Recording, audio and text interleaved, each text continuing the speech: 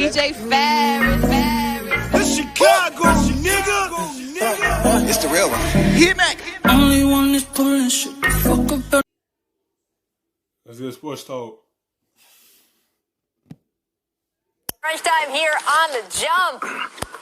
Victor Oladipo has opted to have season-ending surgery on his right quadriceps tendon. There's no timetable for his return. It's important to note Oladipo is set to be a free agent this summer. And remember, he turned down a 2-year, $45 million contract extension from the Rockets earlier this season.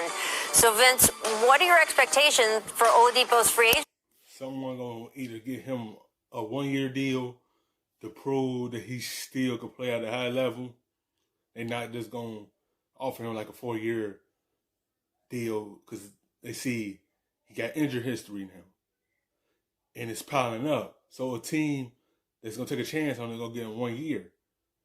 If he could showcase what he could still do in that 1 year, he could get a nice contract down the line. But he going to have to prove himself, whoever take that chance on him. When teams see that you get hurt, they is not just going to throw no long-term deals. They're going to give you that one-year deal to be able to see what can you do. Can you play at a high level? Or can you be a solid player above these lines? See in just a month or two. Man, it's a tough situation, I think, for him. At one point, he was one of the best two guards in the game. I mean, he was playing great basketball, and now it's just first and foremost, you want him to get healthy and prove that he's capable of playing at a high level, and then you go from there. What about you, Zach? Yeah, he turned down an even bigger deal, or at least shut down talks for an even bigger deal with the Pacers. And, the biggest way to get paid, the best way to get paid in free agency is to have your own team want to sign you back. That's the best source of leverage. And the Miami Heat, they barely got to know Victor Oladipo, and other teams like the Knicks, they've kind of taken over the past year or so a wait-and-see approach. Wait to see. What player is he? Is he the player he used to be? Is he 90% of that player? And now it's this sort of collective shoulder shrug where you think maybe it's going to be a 1-year deal and he's got to prove it again. It's as Vince said, it's really sad considering how... It really is, because teams are going to look his direction and see they want to take that chance. Hopefully he can stay on the floor. That's why he's going to get like a 1-year deal, so he could prove himself that he still could be that 90% player that he once was. Like, it's going to be a team that still believe in him. Like, he can still play at that type of level. It just, he have to be healthy for it. Brady was the year he made All-NBA. This is the thing when we talk about players and, bet on yourself sounds great. We talked on the show last week about Julius Randle facing a question this summer about whether he's going to extend with the Knicks or just hold off and wait to get more of a max deal later. I understand the appeal of betting on yourself and hoping that there is more money down the road, but obviously we've seen it. We saw it with Boogie Cousins, right?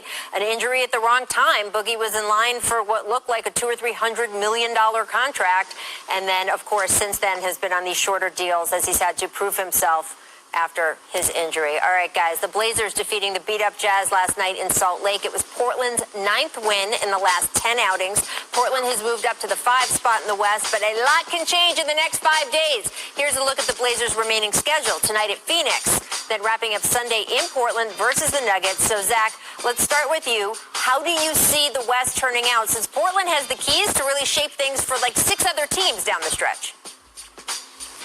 Yeah, and I think, well, obviously Portland wants to stay out of the play-in tournament, but I think they'd really like, if you ask them what their prep... That's why they treat every game like it's a playoff game, because they know they can't drop 2 games, and then they're going to be in the play-in tournament if they do drop these last 2 games.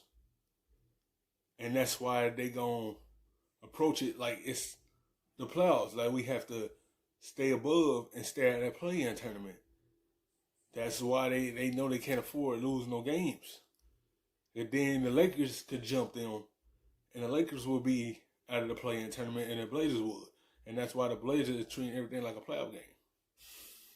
I think they'd say, we like that Denver matchup without Jamal Murray a little bit more than we like that Clippers matchup where you have those big wings that can really prey on Portland's kind of smaller guards. But I've been saying for weeks, The numbers have been screaming it. When Yusuf Nurkic plays, the Blazers are good, and they're good on defense too. Their new starting five with Norm Powell and Nurkic is plus 13 or 14 for 100 possessions. It's an elite lineup. Now the bench, which is down to 3 guys at this point, none of whom are, let's say, defensive experts, it's a little hit or miss, but the Blazers are good and they're dangerous, and it looks like they're hitting their stride at the right time.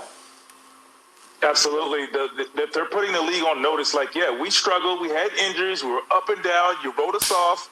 Here we are. We went from the play-in to 5th spot, and they're going to make some noise. So, yeah, Denver should worry. Well, there's a lot of players around the league who have their TVs set to Blazers games for the next couple days, because they are going to affect so many. Thanks for watching ESPN on YouTube. For live stream